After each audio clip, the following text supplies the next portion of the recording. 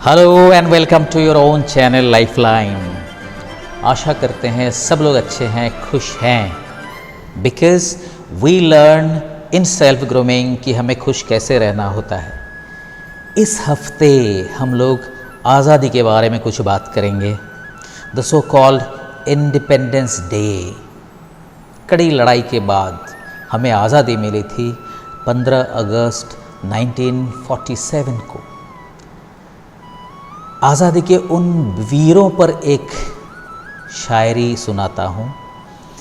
गुलाम बने इस देश को आज़ाद तुमने कराया है, सुरक्षित जीवन देकर तुमने कर्ज अपना चुकाया है। दिल से तुमको नमन है करते ये आज़ाद वतन जो तुमने दिलाया है। तो हमारा कोटि कोटि नमन उन सारे फ्रीडम फाइटर्स को जिनकी बदौलत या जिनके जीवन बलिदान के बदौलत हम आज़ादी एंजॉय कर रहे हैं। हालांकि 1945 के बाद after the second world war most of the countries दुनिया में आज़ाद हो गए थे, लेकिन फिर भी इस आज़ादी को हम लोग थोड़ा और महत्व देना चाहते हैं। खैर,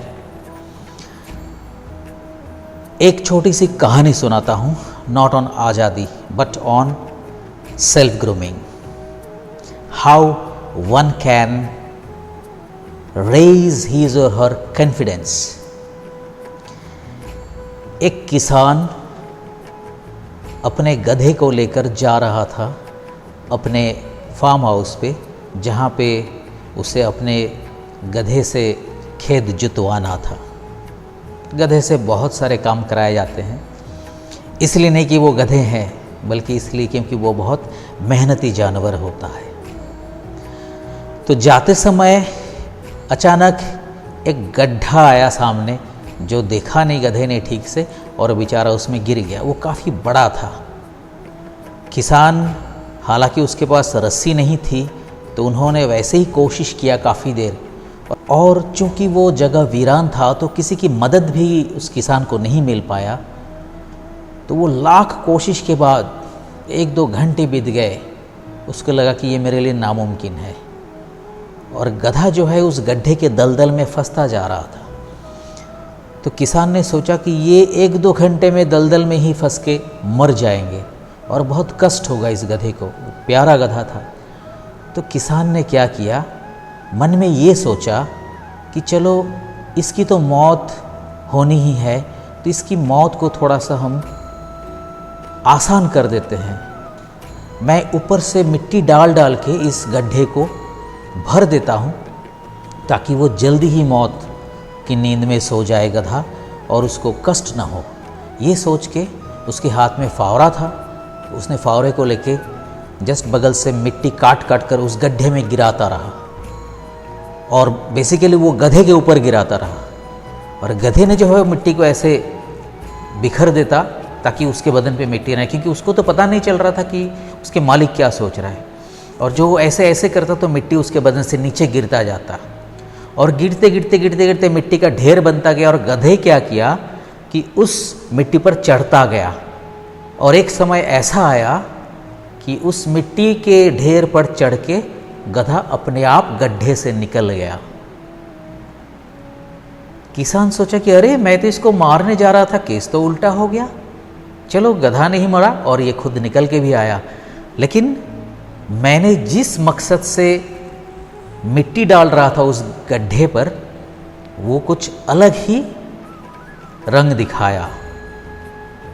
the moral of the story is, problem को अगर हम लोग ठीक से एनालिसिस करें तो वो प्रॉब्लम हमारे लिए एक मौका, अवसर, अपॉर्चुनिटी हो सकता है।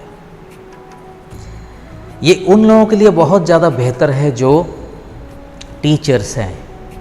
हर दिन अगर हम अपने बच्चों को कहानी सुनाते हैं तो आशा है ये कहानी उनको मॉरली डेवलप करने के लिए बहुत फ़ायदेमंद साबित होगा। You know why? Because those who are in education domain they know, बच्चे अगर घर पर है तो वो इंटरनेट, टीवी कंप्यूटर या मोबाइल फ़ोन में इतने ज़्यादा अपने आप को बिज़ी बना लेते हैं कि वो स्टोरी सुनते नहीं हैं। और आजकल स्टोरी या moral story rather stories with good moral वो सुनाने के लिए किसी के पास समय नहीं है। हमारे ज़माने में बड़े जो है शाम को कहानी सुनाया करते थे। हम लोग जल्दी जल्दी पढ़ाई ख़त्म कर लेते थे और कहते थे कि दादाजी के पास जाना है कहानी सुनेंगे, या बुआ जी के पास जाना है कहानी सुनने के लिए। और वो सारे कहानी हमें रामायण महाभारत और बहुत सारे माइथोलॉजिकल कहानी से हमें प्रेरणा मिलती थी कि कैसे एक डिसिप्लिन लाइफ लीड किया जाए। उसमें बहुत मॉरल होता था। वो ज़माना चला गया। But the teachers of today can also utilise their time in the classroom to tell stories to the children, good stories which develops the children morally. आज वैल्यूज़ डेवलप करने के लिए एक्स्ट्रा वैल्यू एजुकेशन और life skill की class कराया जाता है। अगर 5 मिनट हम अपने क्लास में ऐसे छोटे छोटे स्टोरी सुनाएं बच्चों को, तो मुझे लगता है वो सब एक्स्ट्रा क्लासेस की ज़रूरत नहीं पड़ेगी। उसका एक कारण ये भी है कि बच्चे क्लास में आजकल बहुत फिकल माइंडेड होते हैं। वो इतना फास्ट हो गया ज़िंदगी की, उनको भी नॉर्मल करिकुलम पे पढ़ाना और केवल लेक्चर मेथड बहुत अच्छा नहीं लगता है। तो एक टीचर जब क्लास में एंट्री करता है, अगर 5 मिनट वो जिसको आइस ब्रेकिंग कहा जाता है इन कॉमन लैंग्वेज, कि बच्चे अभी तक मैथ्स पढ़ रहा था, नेक्स्ट क्लास मेरे लिटरेचर का है, तो psychologically the children were in the maths domain, उनको अपने डोमेन में लाने के लिए आइस ब्रेकिंग की ज़रूरत होती है। तो उसमें इस तरह के छोटे छोटे स्टोरीज़ जो कि इंटरनेट में अवेलेबल है आज के डेट में, हम लोग बच्चों को सुना सकते हैं। और हर दिन, एंड आई एम श्योर कि हर बच्चा इसको एंजॉय करेगा। क्यों? क्योंकि क्लास में पढ़ाने के सिवा अगर कुछ भी करने को दिया जाए बच्चे को तो वो खुश होता है। तो अगर कभी कोई टीचर कहानी सुनाना शुरू करते हैं तो बच्चे हमेशा इंतज़ार करेंगे कि वो सर कब आएँ या वो मैम कब आएँ और हमें कहानी सुनाएं। तो ये कहानी आप सभी के लिए, those who are particularly teachers, उनके लिए एक इंस्पिरेशन होना चाहिए कि आप अपने क्लास में जाएं और बच्चों को ऐसे कहानियाँ सुनाएं। और सुनाते सुनाते अपने देश के इतिहास ज़रूर उनको बताएं, ताकि बच्चे अपने आप को ग्लोरीफाइड फील कर सकें कि they are part of a great civilisation, a great community, great culture. Thank you very much. एक वीडियो हमने प्रस्तुत किया है आज़ादी पर, थोड़ा सा अलग है। थैंक्स टू दोज जिन्होंने ये वीडियो बनाया, हमने नहीं बनाया। तो we must express our gratitude and we must acknowledge कि किसी और ने वीडियो बनाया, लेकिन रेफरेंस हम लेकर के हम अपने इस चैनल पे शामिल करना चाहते हैं इस वीडियो को। Thank you very much for watching from all of us here in the Lifeline. Wish you a very happy Independence Day ahead and a very good week ahead.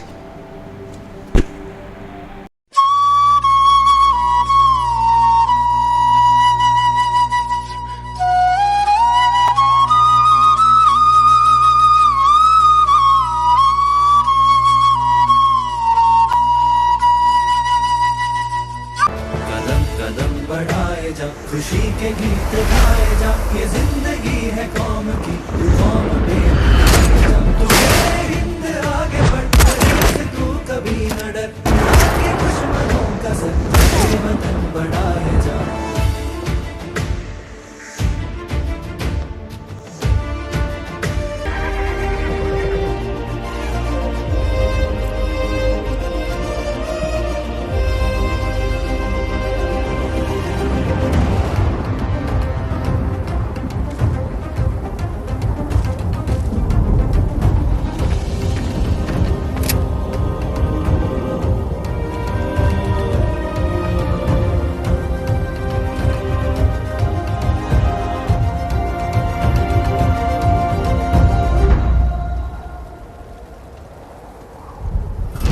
Long years ago, we made a tryst with destiny, and now the time comes when we shall redeem our pledge.